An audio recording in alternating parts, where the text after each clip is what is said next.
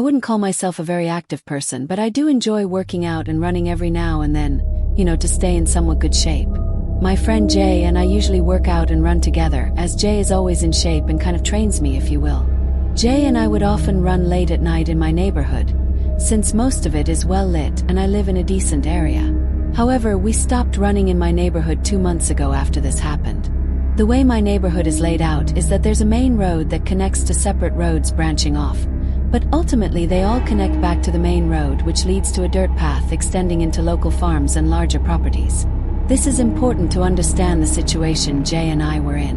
One night, we decided to run from my house onto a path that goes through the woods to one of the roads that branches off from the main road in my neighborhood. We planned to use that road to reconnect to the main road, then continue running to the dirt path before heading back to my house using the main road. I know it sounds confusing, but we took this unusual route to maximize the miles we could run, as our usual path, just running on the main road and back, was getting too easy for us. The run started as usual, with Jay and me running from my house to the path, talking about high school drama as we ran. However, we soon began to hear footsteps behind us. At first, we didn't think much of it since the path we were running on was frequently used, and we often saw other runners or people using it to cross from one area to another in the neighborhood. But as we continued, the footsteps remained behind us, mirroring our speed. When we picked up the pace and ran quickly, the footsteps followed suit.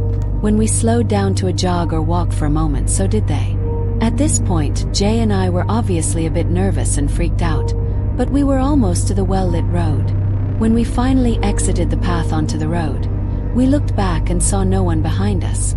We both exchanged the same, "What the look?" and decided it was probably just another runner trying to keep their distance from us. We continued on to the side road that led to the main road of my neighborhood and followed the main road all the way to where it turned into the dirt path. At this point, we were both still feeling good and decided to push on, running further down the dirt path. However, unlike the main road, this path had no streetlights and was lined with trees, creating an ominous atmosphere at night. Jay and I ran about a mile down this road before deciding to turn back. As we turned, I caught a glimpse of a dark figure quickly darting into the trees on the left side of the road. This immediately reminded me of the footsteps from earlier, and I began to feel noticeably uneasy. I told Jay that I had seen a figure jump into the trees along the path that we needed to take back. He dismissed it, saying I was just being paranoid and seeing things because of how far we'd run. I almost believed him and started doubting myself, so we began making our way back to my house. We ran past the spot where I had seen the figure with no issues, but just as we were about to reach the main road again, we heard rustling about 20 feet behind us in the trees. We turned around and saw a figure standing in the middle of the dirt road. The figure was facing away from us and was dressed in a black hoodie along with very ripped and dirty khaki pants and black shoes. At this moment, I was more scared than I had ever been in my life. Felt like my heart was going to fly out of my chest. It was beating that hard. Jay looked at me, then back at the figure and said, "What the hell are you doing?" but stopped mid-sentence when we both heard the person start laughing. It was an awful, cackling, cringe-inducing laugh. Then, as we stood frozen, the person turned to look at us, still laughing before suddenly stopping. Now he just stared at us with a glare that still haunts me to this day. His wide eyes and pale face burned into my memory. Jay and I exchanged one last look before running faster than we had ever run in our lives, sprinting the entire 2 miles back to my house. As we ran, we heard that terrible laugh again behind us, which only made us run faster.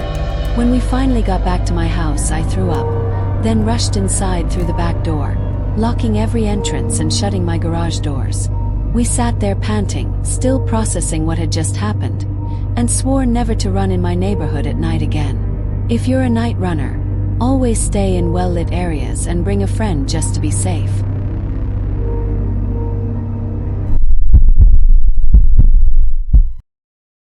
As a high school junior, I ran cross-country and track, and I loved running alone. I wasn't the fastest on my team, but I had endurance and could lose myself in the rhythm of my feet hitting the ground. A woman in a quiet rural neighborhood near a forest preserve had hired me to run her hyperactive puppy, Izzy. She'd pay me $10 per run. It seemed like an easy gig. Izzy needed the exercise, and I got a little extra money while training. The area had scattered houses, abandoned farms, a cemetery, and the remnants of a disbanded cult's commune. My parents had always warned me about running alone in secluded areas, but I figured I was fast enough to outrun anything dangerous. That changed one evening. It was just before dusk when I took Izzy out for a longer run. The setting sun cast a deep orange glow over the treetops, but shadows stretched across the road, making everything feel darker than it should have been. The only sounds were my breathing, Izzy's panting, and the rhythmic thud of my running shoes against the pavement. Occasionally a bird would flutter in the trees or a distant dog would bark, but otherwise it was eerily quiet. The farther I ran, the quieter it got, as if the world was slowly emptying itself of sound. About 2 miles in, we reached a stretch of road flanked by thick forest on both sides.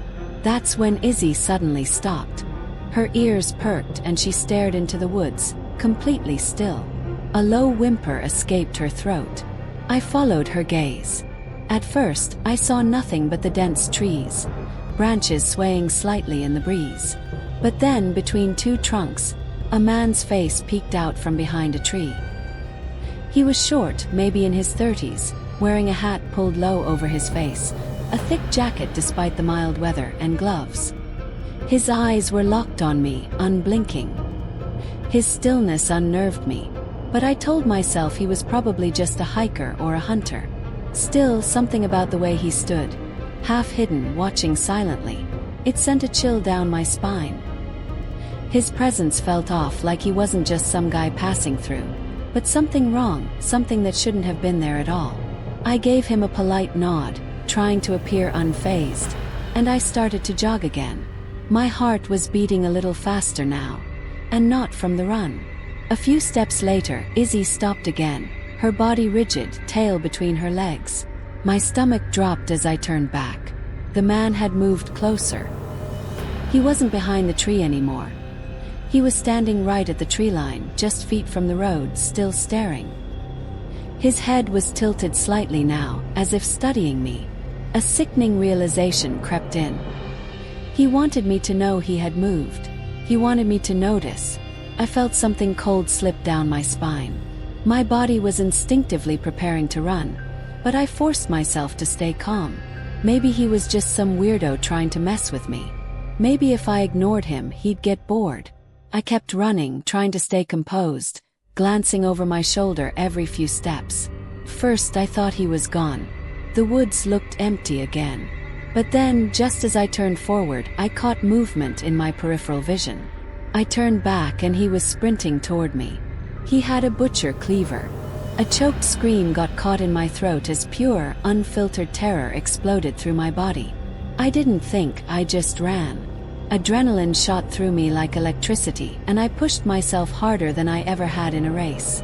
My breath came in ragged gasps, Izzy struggling to keep up, her leash jerking in my grip as we tore down the road.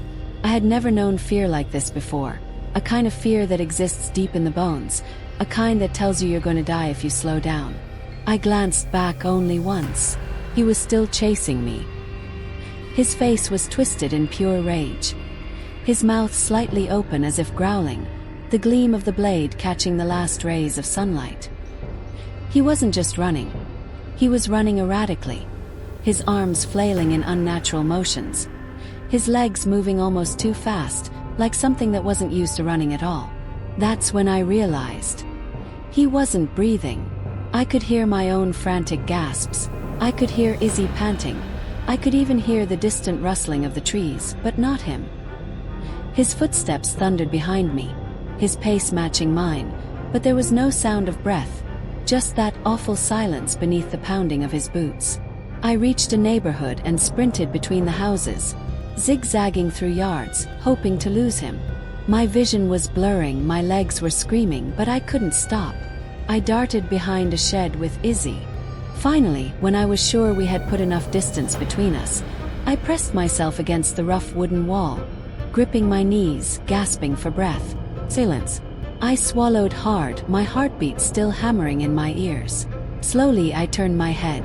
At the top of the hill he stood, watching. The cleaver dangled from his hand. his chest rising and falling as if he had just stopped running too. But he wasn't chasing anymore. He was just standing there staring, locked eyes. His face had no emotion now, no rage, just that blank, unsettling gaze, as if he had simply lost interest. A minute passed, then another. A car's headlights appeared in the distance, beams cutting through the dark, and just like that, he turned and walked back into the woods. No hesitation, no hurry, just gone. I didn't move for a long time. When I finally did, I took the longest route back to the woman's house, sneaking through the yard so I wouldn't be visible on the main road. My hand shook as I took my payment, acting like nothing had happened. I didn't tell her. I didn't tell my parents. I knew if I did, they would never let me run alone again. I don't know who he was. I don't know if he was part of the old cults, a drifter, or something else entirely. But I do know one thing.